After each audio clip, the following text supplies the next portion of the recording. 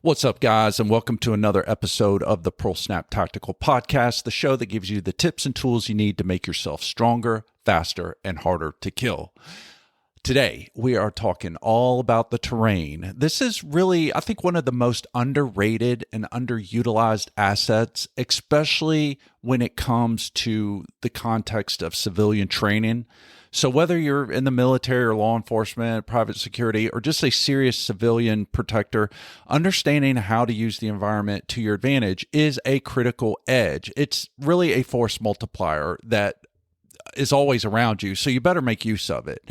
So in this episode, we're going to shift the way that you think about space, like rooms, streets, woods, parking garages. They're not just places you pass through. They are tools in and of themselves. And when you train your eye to read the terrain tactically, you will start seeing opportunities, maybe where other people see obstacles. So you'll hear me oftentimes in this podcast, we often say, like, there's a saying in the infantry that you got to have an eye for terrain. This is really what I'm talking about what that means and how it plays out. So it's not theoretical at all. It's very practical. It's life and death practical. But when the rounds are flying and chaos is breaking loose, your survival is often comes down to one question, and that is, who understands the ground better? So that's what we're talking about today. But before we do, I want to give a quick shout out to my premium subscribers on Substack. Thank you so much for your support. I really couldn't do it without you. And guys, if you want to upgrade and become a premium subscriber yourself, just head to our Substack page. There's a link. You could just click it. And for less than the price of one of them number 2 meals at McDonald's, you can get exclusive members-only content delivered straight to your inbox, and it won't make you fat. All right, so without further ado, we're talking about weaponizing the environment, how to use the terrain to your advantage. It's all on Pearl Snap Tactical, and we're starting right now.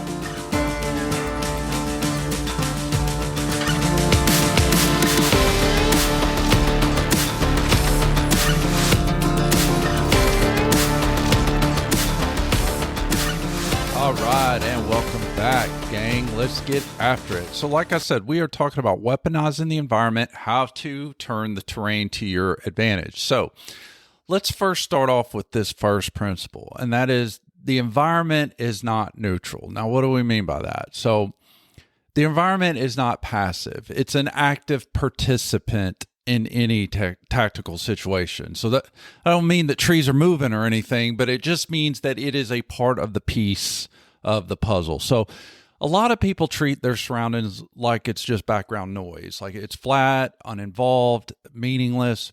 But to the trained eye, right, we're someone who sees things a little different. That terrain is more like a chessboard, and each piece of cover, each elevation change, each alleyway or hallway, it's not neutral. It has a value. It has a tactical value. And if you don't use it, someone else will. So let's dive into some of the ways that we use that. Now, let's first, any discussion of the environment, right? We would be remiss if we didn't at least mention concealment versus cover and knowing the difference. And this is a very fundamental thing. And I know that you've heard these definitions before. If you've taken any course where a guy has a section on barricaded shooting or anything like that, they're probably going to mention these definitions, and they are important. And at the risk of sounding remedial, I'm going to cover it as well. Right. And while the discussion can go way deeper and more nuanced than what we're going to do, we're just going to keep things general. Right. These are general rules that apply. And that is, concealment hides you, but it doesn't stop bullets. So when we're talking about concealment, we're thinking things like foliage, shadows, curtains, darkness, fog, things like that. Right. And then cover is something that offers you some type of ballistic protection, right? So concrete walls, vehicle engine blocks, and the corner of a building maybe. And it also, it bears, and there's quality though to both of these too, right? cover is not, there's degrees of it, right? So there's certain types of cover that may stop one round, it may stop a 5.56, but it's not going to stop a 50 cal, right? Something like that, right? So there's quality when especially when you're talking about cover, and I suppose concealment too. So it also bears mentioning while we're here that protection that offers a specific cover, or that a specific cover may provide, can also diminish with time, like when it's taken impact from sustained fires, right? So that piece of cover you have, once it gets chewed up by 20 or 30 rounds, maybe it's not such a good place to be behind after all. So just think in terms of cover and concealment, knowing the basic difference, but then also understanding that there's a quality to these things, and that some of these things could have a shelf life. So for instance, fog in the morning, right? Really good way to obscure your movement, but that fog is going to lift. That fog's not there forever, right? Sun starts coming up, that fog is going to lift. And as it's lifting, right, the quality of the concealment it provides you is going to diminish with time as the fog lifts, right? So in urban combat, you will quickly learn, hopefully not the hard way, that drywall doesn't stop rounds, but a brick wall might, right? In rural settings, a thick tree trunk offers more protection than a thick bush. So those types of things, right? So like I said, understanding what stops incoming fire and what hides you temporarily, that's just survival 101. So we got to start there. So let's look at terrain like as a force multiplier, right? So when I say, quote, weaponize the environment, end quote, what I really mean is using the terrain to gain an advantage, because that's what we're always seeking to do against the threat. We're looking to seize the advantage and to deprive the enemy, right? We want to use the advantage against the threat. We want to deprive him of the ability to use that advantage against us so that we can control the battle space. So generally speaking, right, it doesn't come down to better gear if you got better always, if you have better positioning. You don't necessarily need more rounds if you control engagement. And I always feel the need to qualify myself with these things because every rule has an exception, right? If there was an exception, then the rule wouldn't exist, right? And I guess that's the lawyer in me, y'all. That's just, you're always looking for someone to sharpshoot you and say, oh, well, there's this one instance. Well, I'm not talking about this one instance. I'm talking about generally speaking, all right? Most intelligent people know that. All right, so let's talk about some real-world situations. So number one, in Mogadishu back in 1993, there's a book about it. I'm sure you've seen the movie Black Hawk Down. That's where the Army Rangers and the Delta Force found themselves really trapped in a hostile urban maze, right? And the terrain, it's not like they were having a battle with the terrain as a backdrop, right? The terrain was part of the fight, right? Corners can become kill zones, rooftops become sniper nests, intersections were both a lifeline as a means to hook up with other elements that were separated, but it could also be a death trap, right? So the side that understood the city better, right, had the ability to control the rhythm of the fight in a sense, right, or has the potential to. For a more, fast forward 20 years later or so in 2022, right, we're looking at Ukraine, and a lot of the lessons are still yet to be mined that are coming out of that. But in modern Ukraine, like we see the reemergence of trench warfare or trench networks, broken urban zones that have been used pretty effectively by the defenders to negate Russian artillery and armor superiority. So truth be told, I mean, that might be the only reason, or the main reason why the conflict is still continuing, is because they've really utilized that terrain, right? Moving into a defensive operation or against an entrenched enemy combatant is a hard thing to do, right? The advantage usually goes to the defender, for those reasons. And, and that goes without, notwithstanding all the foreign support that the Ukrainians had, that plays a huge key in keeping them around, right? Why this thing has dragged out, because the West is sending armaments and technical expertise and things like that too. But the terrain is the big ticket item, right? Without them effectively utilizing the terrain, that thing would have been over by now. So if you're on foot or your movement is limited, or let me start off. I butchered that. So if you're on foot, which most of us as civilians, right, we're going to probably be on foot, right? Your movement is going to be limited by what the terrain allows, right? But it also means that you can shape the fight by choosing how and where, maybe even when you move, right? So what I'm talking about here is paying close attention and utilizing angles and corners, right, to break up the line of sight that the threat has on you.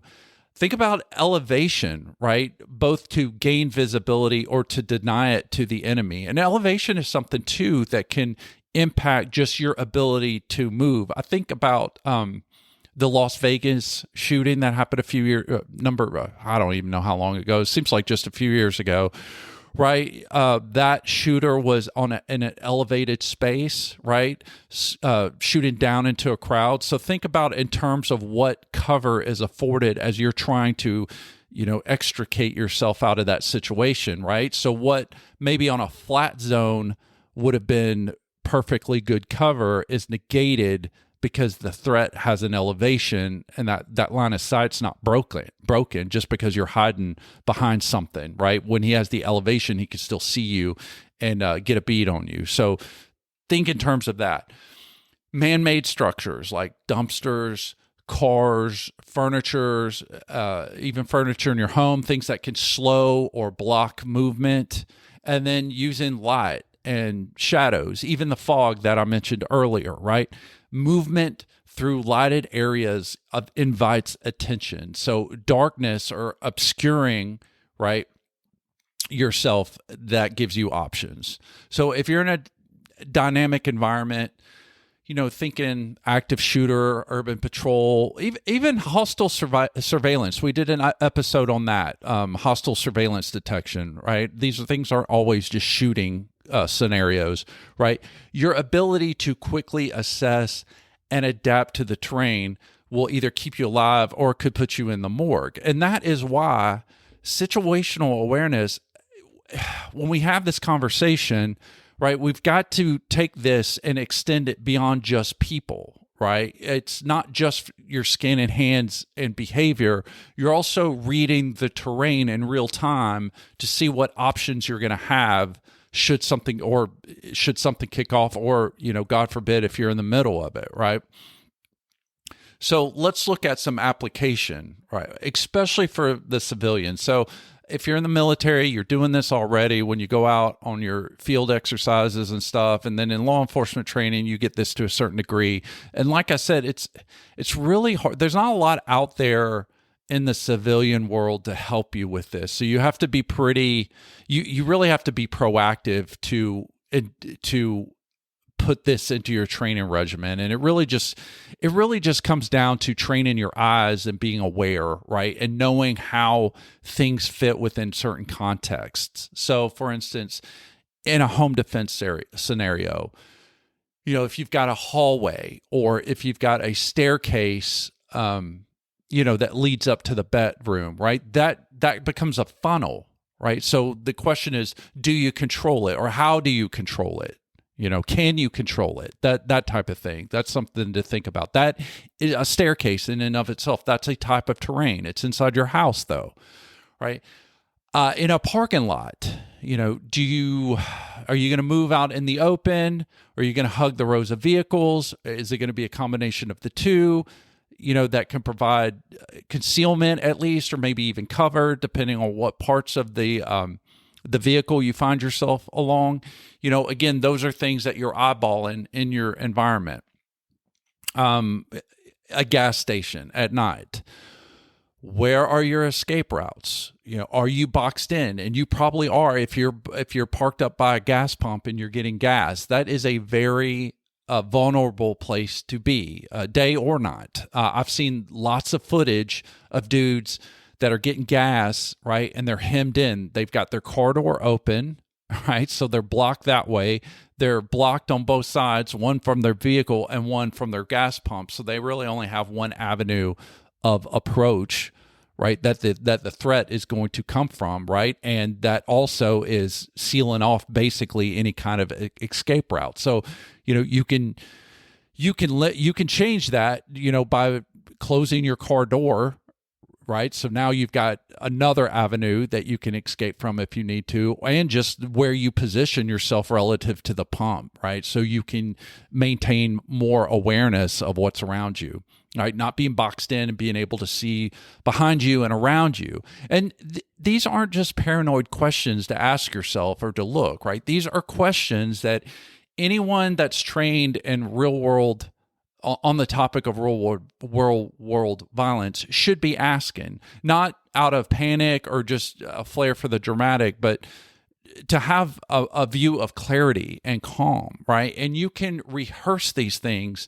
just when you're doing your everyday errands. You don't have to be weird about it. It doesn't have to consume your every waking thought, right? You can build these just and part of your everyday to where it becomes second nature, right? You're using your errands, your as you conduct your daily business. These are just, even walking to your car just becomes a dry run for movement. It's a rehearsal, so to say, a mental rehearsal, but it's a rehearsal nonetheless, right?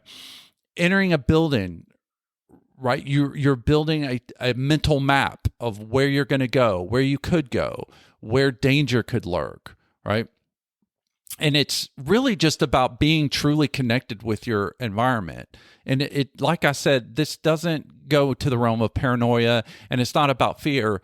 It's about fluency with the language of the terrain, right? So let's talk about how we can, I mentioned earlier that if you're new to this and you are starting to think about these things and make observance, of course, that's going to take some mental bandwidth, right? Because you can't focus on several things at once all the time. So it is going to take a little mental bandwidth. It is going to take a little discipline. But over time, as you train your mind to have an eye for terrain, it becomes second nature, and it's something that's just running in the background. It's a program that's running in the back of your mind all the time, and it takes less bandwidth, and then it just becomes second nature, right? And you don't even have to think about it. You just automatically do it, right? So I mentioned terrain's like a language. You learn to speak it. So how do we build this fluency into our training? So number one, and I've already kind of alluded to it, is you walk through the world with your eyes open, right? Tactically speaking, you begin to notice angles. You begin to notice elevation. You begin to see line of sight.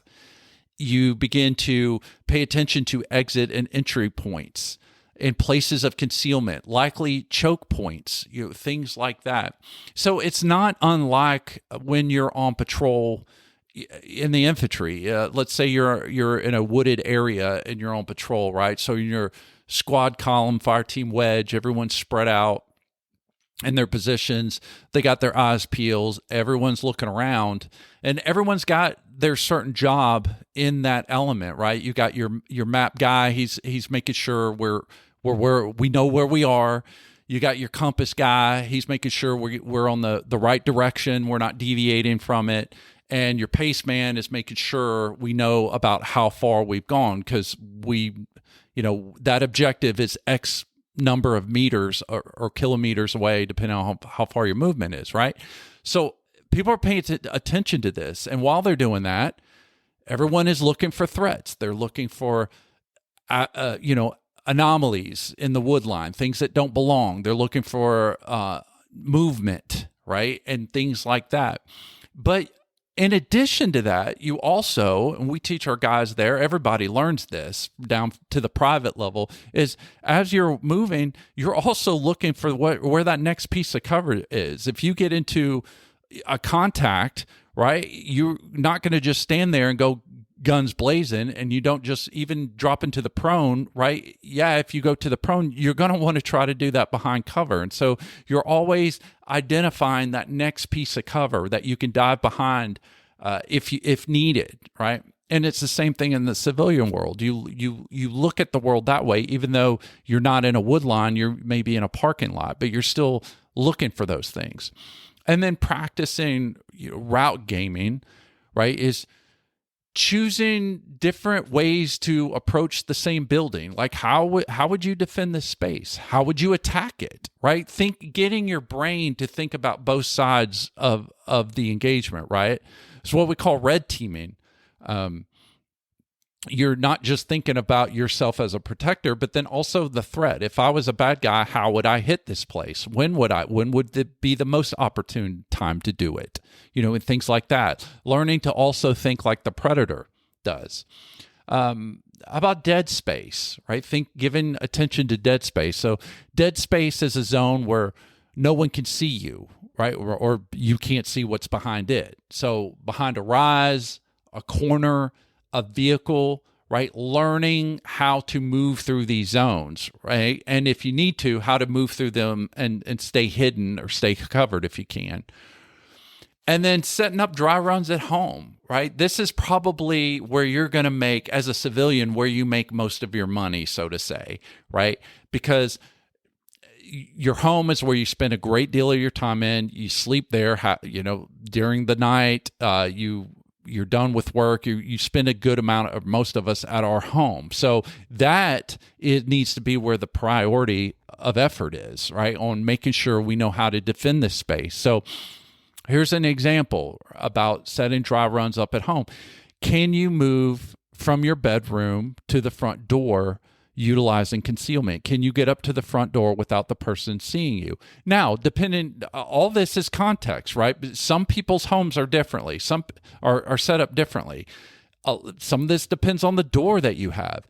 You may have a solid door with just a peephole, right? Pretty easy to move and be concealed. But some of you may have an open glass door, not open, but you know what I'm saying. A glass has a lot of glass in the door, or even a window at the top that is decorative in nature, looks nice and pretty, but you can see out of it, and unfortunately, a bad guy can see in it as well. So those are things to consider. And if that is the case, how can you fix that? What angles dominate your entry point or your entry points, and can you control those with minimal movement? All right. If you have a home invasion, depending on where you're at, and you're thinking about your entry points, where can you position yourself so that you can control them, to the uttermost? You can get creative with this, and it's not really rocket science. It's really just taking time. And like I said, thinking like a predator, like how would I attack this thing if I was to come in and try to do a home invasion and rob this place? How would I do it, the most effectively? And then try to plan up for that first. Put that as your priority first, and then you can think of all the, other more creative ways that people may do it. So let's just wrap it up. This was a quick one, but there's a lot packed up here that will give you hours of training time on your off time. And you don't have to spend hours at a time. You can spend minutes here or there throughout your day, but it's cumulative. In fact, you're training yourself to look at your environment differently. And that's the point of what we're trying to do here, is just make incremental changes that can impact, the way we live our lives, and to give us greater peace of mind, knowing that we are better prepared to protect ourselves and our families. So the truth is this. So terrain doesn't care how tough you are. It doesn't care how expensive your gear is or how many rounds you carry, but it rewards the observant, the deliberate, and the prepared. And you can be faster, you can be stronger, and those are all great things. But oftentimes, and there's plenty of historical data to support this, that the one who knows and the one who owns the ground, they tend to come out on top, right? Terrain matters. So the next time you step outside, you ask yourself, am I walking through this space or am I shaping it? Do I have the ability to utilize this environment to my advantage, because the environment is a weapon, and in the hands of a tactician, it becomes a devastating one. Like I said earlier, guys, terrain is its own language. Learn how to speak it. So I hope I've given you some tips and tools you can learn to start learning that language and to be fluent in it. That's all we got for now, guys. Again, shout out to my subscribers. Really appreciate you guys for keeping me in the fight. And then also, if you have any questions, just hit me up, comment below, or send me an email. It's all there in the links below. Let me know any topics or any things you want me to tackle, or if you like it. I will never turn away positive feedback. Like, if you like what the topics that I'm covering and you want me to keep doing more, let me know, because I ain't no mind reader. All right, boys, that's all I got for now. This is Mark. I'm signing off, telling you to stay sharp and keep it pearl snapped.